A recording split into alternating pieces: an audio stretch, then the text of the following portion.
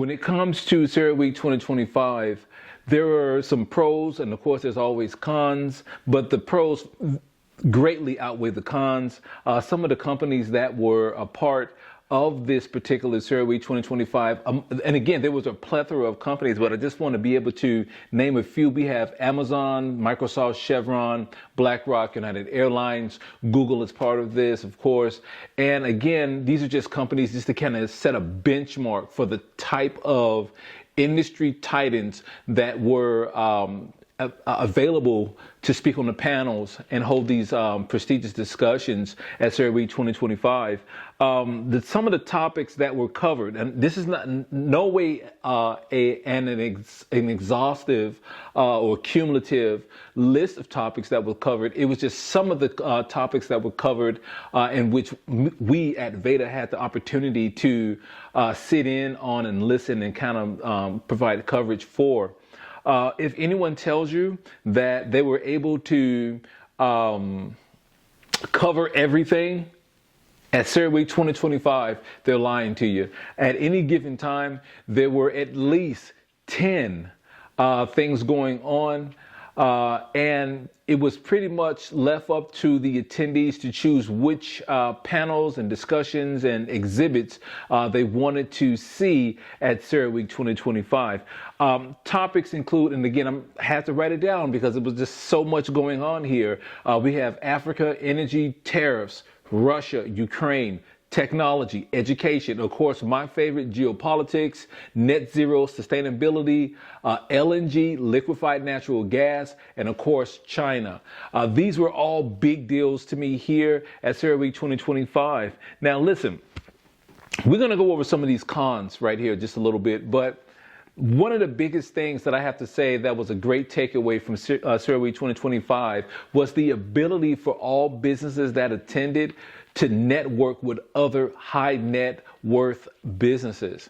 And again, it may not necessarily be a monetary exchange, but most definitely partnerships were formed, telephone numbers and emails were exchanged. And we at VEDA also met some very great people that were very much so interested and thrilled about the positions and perspectives VEDA produces as a 10th man as far as journalism and photojournalism is concerned. When it comes to Africa, Africa is still a developing country in many respects. Places like Nigeria are oil rich, but rich also in corruption. If you're from Nigeria, you don't like what I'm saying, that's tough. It is what it is. We are center line straight down the plate when it comes to geopolitics and everything in between. But however, one of the talking points with Africa or African leaderships from different African countries that sat on these panels was that they were looking to provide efficient, affordable, and sustainable clean energy to all countries throughout Africa. Now, I'm going to tell you off the top, I don't think it's possible. And the reason for that is because Africa as a continent, not a country, because it's not a country, it is a continent, is too fractured. It's too many petty, tribal issues that will stifle the development and growth of energy sustainability and cheap and efficient and affordable energy for all Africans, no matter which country they reside in. However, at this particular panel dealing with Africa, this is what they were bringing to light. And also they were asking for solutions as to how they should go about doing this. I think as a journalist that they were looking more to gain favor with S&P partners instead of turning to where they really should turn. And again, we are center down the plate. We don't choose sides. I don't want to say that word, but I do want to say that we do not take sides. We are unbiased in our approach here. And as you look at the trends going across the Sahel region of Africa, they are kicking French troops out all throughout the Sahel and turning towards the east. More specifically, turning to Russia and China. And to be quite honest with you, I understand why they're doing it, and I congratulate them on that. I do firmly believe that these African countries and leaders that attended Ceraweek 2025 should take that same approach. China has great ways of developing infrastructure. They've demonstrated that over time. And of course, Russia will always come in and provide security. It is what it is. When it comes down to energy, and of course, Africa and any place else, those big topics were, of course, sustainability, net zero emissions, and how, addressing ways and trying to figure out ways how to produce better energy products. Okay, because we can say electricity all day, but better ways to distribute those energy products and commodities amongst different countries around the world. I don't think they've quite figured it out yet, although they are working on it. Hydrogen was something that was talked about. And again, hydrogen is always talked about, but in the reality, excuse me, hydrogen is going to be a failed program before they even start. It costs too much. The infrastructure needed to utilize, excuse me, hydrogen products, it just demands too much. And for the countries that are on the quote unquote developed list, they're still developing, they're just simply not going to afford it. So in their best interest is going to be burning fossil fuels. It is what it is. You don't have to like it, but you do have to accept it. In terms of tariffs, people are now calling it not just simply tariffs, but they're calling it Trump tariffs. I don't use that term. Well, we don't use that term here at VEDA. Trump tariffs. Tariffs are just tariffs. Okay, but hey, it sounds good on the surface. You're charging us 25% to put a product into your country. Well, we need to charge you 25% to put your product in our country. It sounds fair, but when you really look at the situation, fair is not real. What I mean by that is the world is not fair. So I don't think that anyone has the right to be like, hey, we need to start trying to be fair. You know what I mean? It's a catch-22. Think about it. If this country says, look at the economy of a country. If a country has a weak economy, you could slap 25% tariffs on them, but can they afford to do trade and business with those 25% tariffs? Now, the Trump administration is going to say, hey, if you build your business here, you won't have to pay any tariffs at all. Sounds great. But again, a country's self-interest and self-preservation comes first. Are they going to be willing to agree to those terms that will be included into that particular contract if they decide to build their business in this particular country, and this country being America? Moving on to Russia. When you look at Russia, a lot of people felt as if Russia was the enemy. A lot of people are hawkish on Russia. Well, I'll tell you, at this particular S&P event, S&P Global event, I actually ran into someone who was ethnically Russian and a Russian citizen. They noticed my Russian PVC patch on my bag. She says, "Privet, Privet Conrad. Did we speak?" And I asked him several questions about Russia and how Russia is taking the geopolitical tensions right now between America and Russia.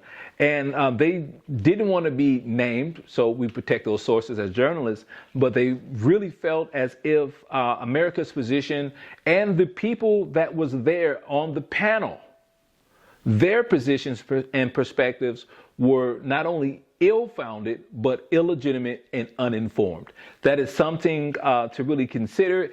And I have to say, I have to agree with this particular Russian when it comes to their position, because I'm looking at Russian news every day. I'm comparing and contrasting to what America is saying, what the UK is saying, what China is saying, all the major world players and powers. I'm looking at all what everybody has to say, and I can tell you firsthand, a lot of these panelists, they just didn't know what they were talking about. We like them. It just seemed like, even though we like them, we saw that someone fed them the information and they didn't necessarily know the information. There's a stark difference between the two. Moving on to Ukraine, Ukraine was mentioned. It wasn't really necessarily brought up, but it was mentioned because it's hot. It's a hot topic in the news right now. But in terms of Ukraine, they're saying, hey, we're trying to, do a mineral deal, blah, blah, blah, blah, blah, blah, blah. Sounds great, but most of the minerals in Ukraine lie on the Russian side. So we really don't know how that's going to work out. The world doesn't know how that's going to work out, but we are most definitely going to be watching that. When it comes to technology was great. They had robotics there, of course, artificial intelligence. Those businesses and entities that support these two industries were most definitely in the building. Very active, very great exhibits that were constructed and put forth for the attendees to see and experience, and even go hands with. We had the opportunity to go hands on hand with artificial intelligence, as they had a huge screen, a gigantic screen. I would say, my God, it was just like this huge wall. I don't even have a feet or a meter that I can put on the length and height of this particular wall of LEDs. LCD screens rather, that they had pinned up, where you can actually go ahead and make critical executive decisions regarding energy, sustainability, and artificial intelligence, and how your decisions would affect, let's say, a population over time. It is something to really experience if you ever have the opportunity to come back to Ceraweek 2026. For next year, if you're able to attend. I'm quite sure that this particular company would be there again. It was just something that you had to be there to experience, to really appreciate. In terms of education, you had an individual, oil and gas, spoke about education and the importance of education, more specifically, the importance of reaching colleges and universities in America and getting them more involved in oil and gas. First things first, the average person in America doesn't even know what Kazakhstan is and really don't give a damn. Just being honest with you, the average person is looking to see how can they keep their lights on, how can they put food on the table. But in terms of oil and gas in colleges, VEDA takes the position that the work doesn't need to be done at colleges and universities. The work needs to be done in the third graders, fourth graders, fifth graders classroom. That's where you prime the youngest of minds to be ready to come out into the world upon graduation of college and high school, to really be efficient and productive members in the oil and gas sector. Yes, colleges and universities are great. They have research facilities, yada, yada, yada. But again, when you get to people at that age in colleges and universities, you will tend to churn out more of the same. There will be people that disagree with VEDA on that, but that's okay. Your prerogative. We support you. Right? We appreciate you. More importantly, we respect you. But at the same time, understand something. The younger a mind is, the more you can, quote unquote, prime, prune, and shape that mind to be what you need it to be, to think the way you need it to think, and for that person to have the accelerated interest in whatever you need them to have it in. Just putting that business out there. Geopolitics, of course. I love geopolitics. I will always love geopolitics. I will always be a student and study geopolitics, and I will always write about geopolitics until the day I die. Again, some of the speakers and panelists, they simply were off the mark, uninformed, out of touch when it comes to the subject of geopolitics. And yes, we do understand you work for the federal government. And yes, we do also understand that you are a general, blah, blah, blah, blah, blah, blah, blah, blah.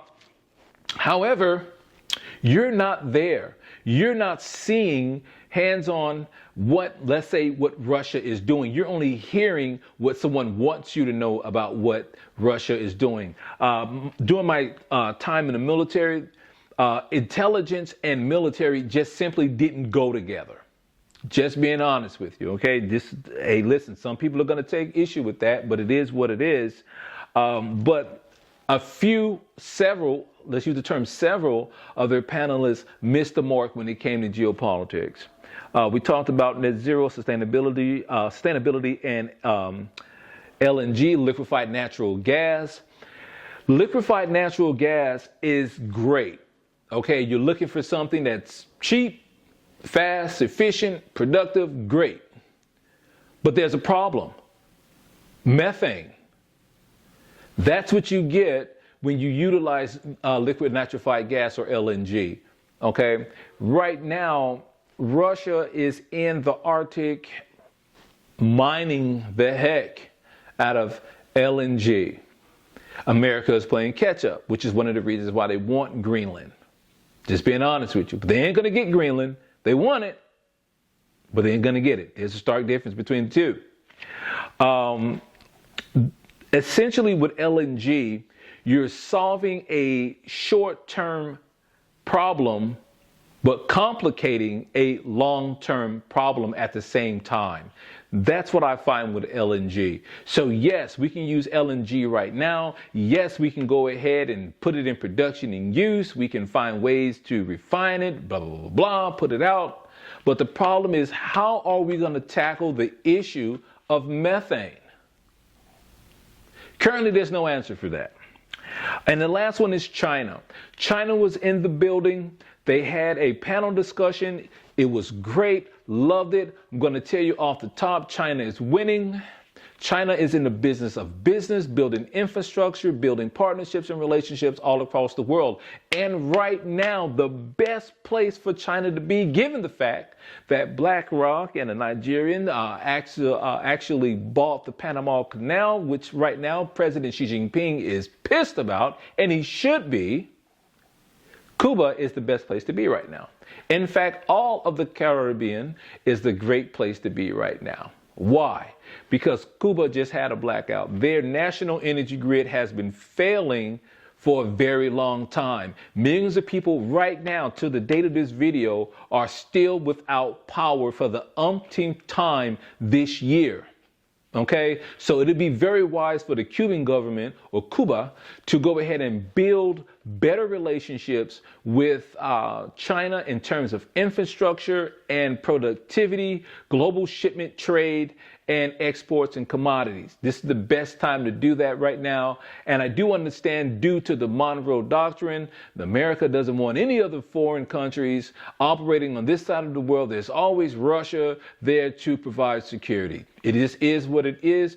Cuba has a great relationship with Russian military. I would suggest that Cuba use that to their advantages. Now, let's look at some of those cons, which we did talk about. One that stands out to me, and of course I'm looking down because I have this paper here, I have to write it down. The lack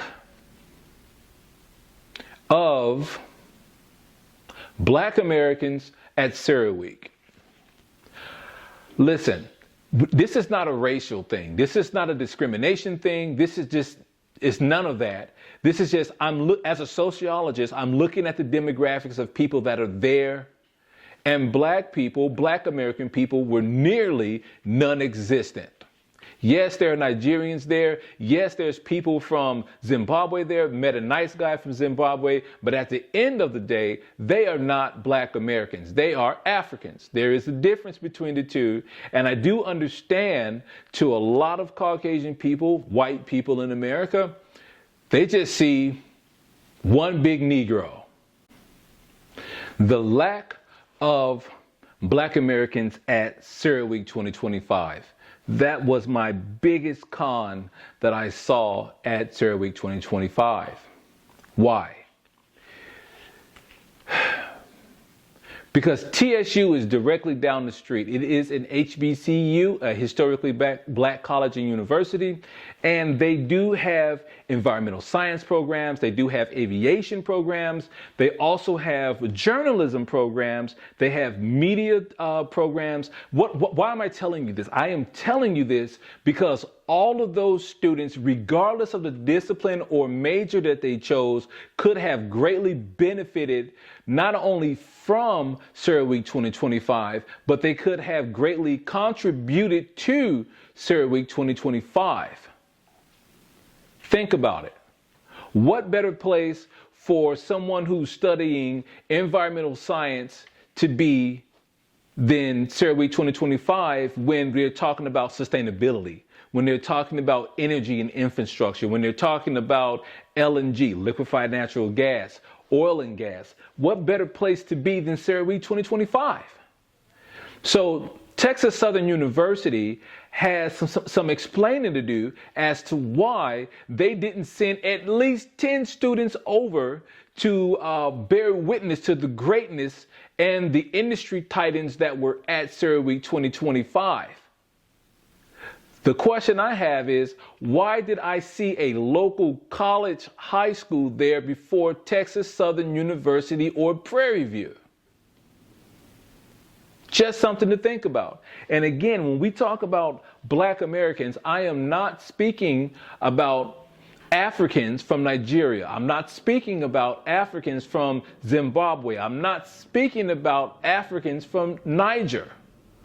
I'm talking about what's called FBA, Fundamental Black Americans, or Foundational Black Americans that were born here within the walls of America. That's who I'm speaking about when I speak about Black people. We need a bigger presence there. I hope there's a way for Ceraweek 2026 to build a pathway or build a bridge to HBCUs, historically Black colleges and universities, to attend this event. It is a wealth of knowledge there. There are great people that go and attend Ceraweek throughout its history of 25 years. That's pretty much all I have to say. I wish, again, everyone the best of luck. I wish all the businesses there the best.